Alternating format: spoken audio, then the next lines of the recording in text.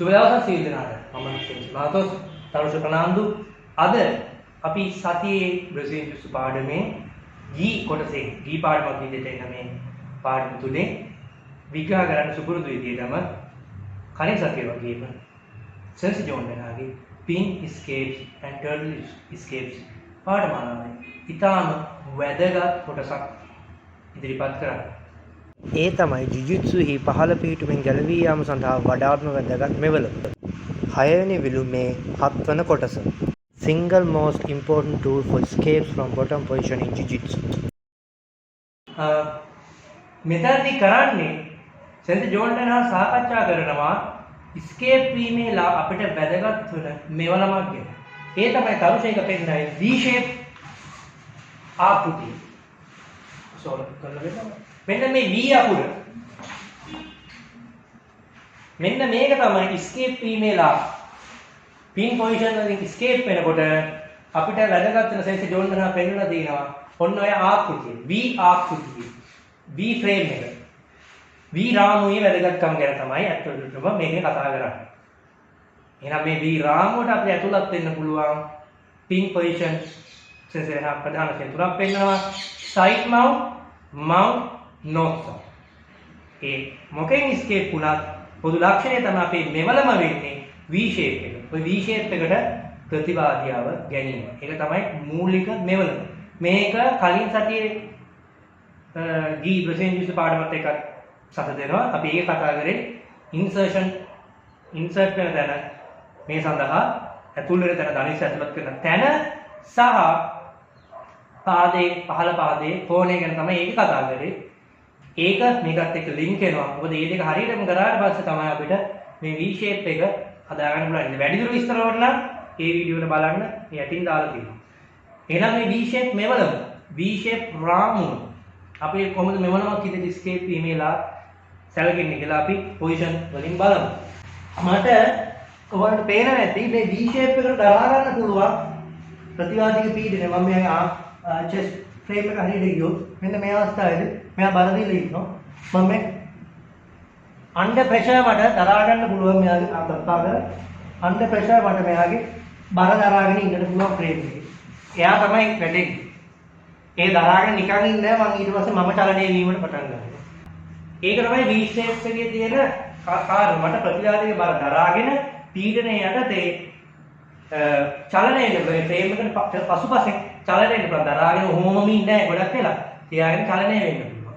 ඒකෙදි මේකේ මම තල්ලු කරන්නේ නැහැ. ඒකෙදි මම කරන්නේ මම එතනින් අවශ්‍ය තැන්වලදී මම අවශ්‍ය විදිහට මගේ ශරීරය සකසා ගන්නවා. සයිඩ් මවුන්ට් නම් ප්‍රතිවාදයට එක ලයින් අප් වෙනවා. මවුන්ට් පොසිෂන් එකේ ඉන්නවා නම් අපි ස්විම් පින් මේ කම්ප්ලීට් කරගන්නවා.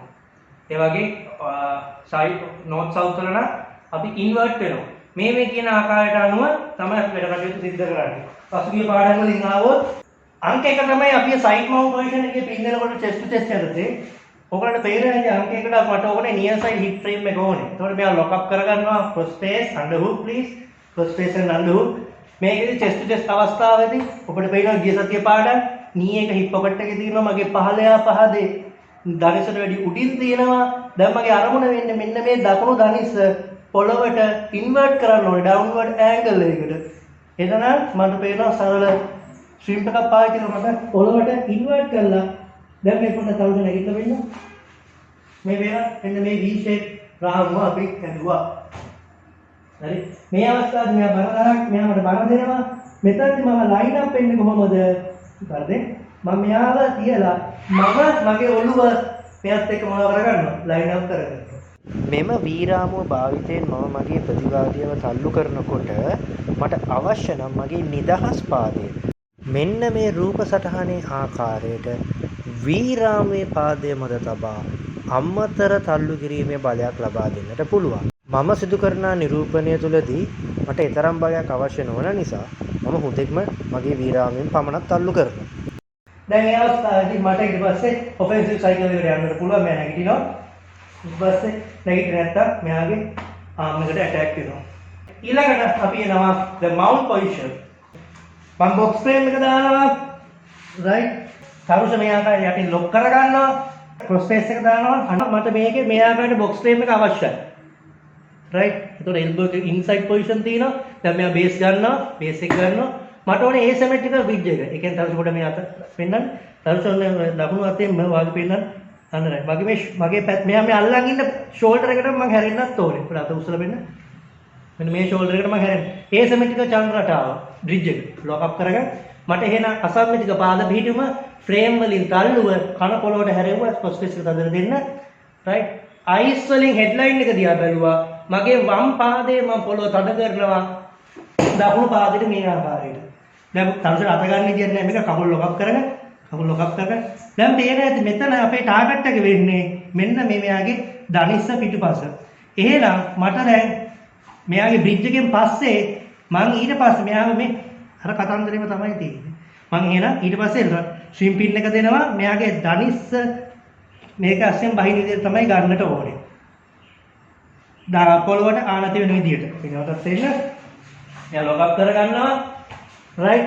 ඊට පස්සේ V shape එක අපි V tool එක මට ඕනේ V tool එක හදාගන්න. lock up right. කන පොළොවට හැරෙව්වා අසම්මිතික පාද පිහිටුම frames වලින් තල්ලු කරා.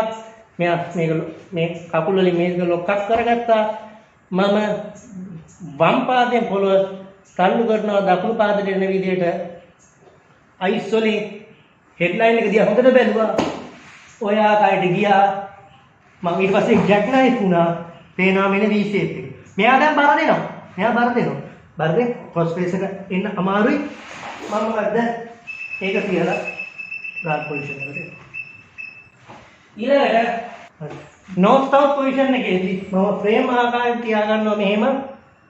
right? මෙතනදී මම සම්පූර්ණ ඇගේ බර දෙනවා කරන්න පේනවා.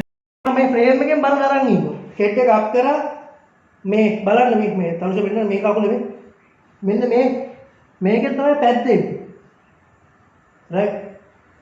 මෙයා උස් කරා head එක up කරා පැද්දිලා මෙන්න ඔය ආකාරයට V shape එක දැම්මා. මේ V shape එක මෙයා බර දෙනවා. බර දෙන්න. මට V shape එකෙන් තමයි එයාගේ underneath අපි යන්නේ. right? එතකොට මේකේ තියෙන කාරණේ තමයි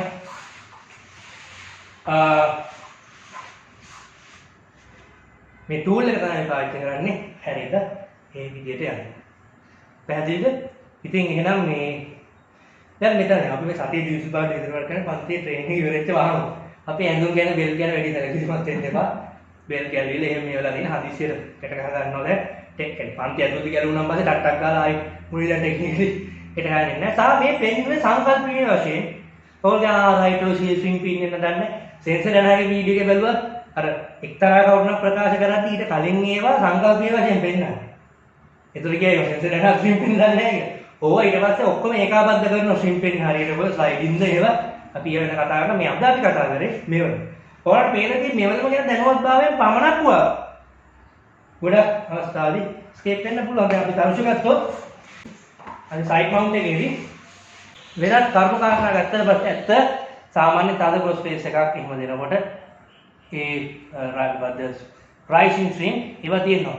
ස්විම් පින් උනත් නිකන් හිතන්න මේ ටූල් එක විතරක් තියෙනවා ස්විම් පින් ටෙක්නිකල් ස්විම් පින් එකේදී හරියට මෙයාව මෙතනට එහෙම එන්න එපා.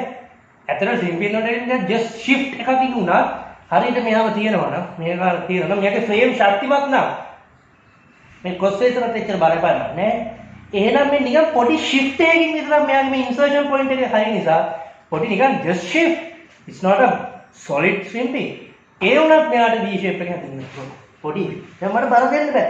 හරියට swim pin serpentine චලන රටාව ඒ කාරණේ මුකුත් නැති වුණා මෙයාට පුළුවන් නිකන් ඒ ෆ්‍රේම් එකෙන් බ්ලොක් කරලා තියාගෙන යන්නේ ඇඟ අහකට. තේරෙනවද? මම මේ විශේෂයෙන් මේ කිව්වේ මොකද මේක මේ ෆ්‍රේම් එකේ භාවිතය විතරයි මේ කතා කරන්නේ. එතන මේ නිකන් බලන්න ක්‍රිටික්ස්ලා හැමදේම ක්‍රිටිකල් thinking මානකට තියෙනවා. පාවෝ නේ රිම් පෙන්න මෙහෙමයි. එහෙම ඉන්නේ මම මේ කතා මේ ටූල් එකේ වැදගත්කම පෙන්නනවා. ඊට පස්සේ අපි රියල් ට්‍රාන්ස්පාරන්ට් වලදී ඔය ඔක්කොම අපිට මේ කරුණු කාරණා අපි මේ අවුරුදු 2 කින් කතා කරන්නේ ආවට පස්සේ අල්ලගන්න බෑ කෙනෙක්ව පින්නේ. ඒතකොට ඒකනේ වෙනම sensor නැනහගේ mount 4x4 side mount attacks කියන ඒවා වෙනම ඉගෙන ගන්න අවශ්‍යතාවයක් තියෙනවා. එහෙනම් අද අපේ සතිය ප්‍රසින් ජූස් පාඩම විතර අවසන් වෙනවා. තව ස්තුතියි. අවසන්වට පස්සේ